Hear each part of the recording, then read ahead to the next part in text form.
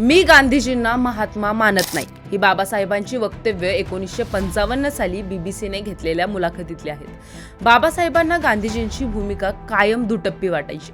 1932 साली जेव्हा ब्रिटिशांनी दलितांना स्वतंत्र मतदारसंघ देण्याची घोषणा केली तेव्हा गांधीजींनी त्याविरुद्ध आमरण उपोषण केलं।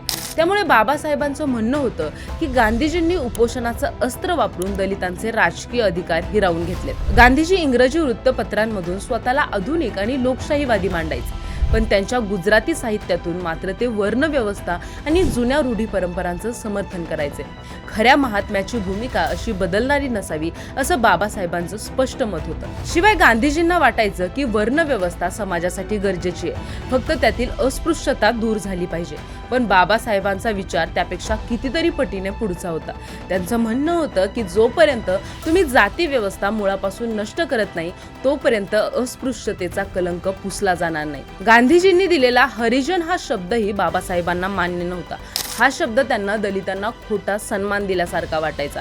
बाबासाहेबांच्या मते फक्त दलितांना हरिजन बोलण्याने अस्पृश्यांचे प्रश्न सुटणार नाहीत, त्यांना दलितांना सत्तेत वाटा आणि सन्मान मिळवून द्यायचा होता। याच मूलभूत वैचारिक फरकांमुळे बाबासाहेबांनी गांधीजींना कधीच महात्मा म्हणून स्वीकारलं नाही। ही माहिती ऐतिहासिक कागदपत्रांवर आणि बाबासाहेबांच्या ॲनिहिलेशन ऑफ कास्ट या पुस्तकावर आधारित आहे।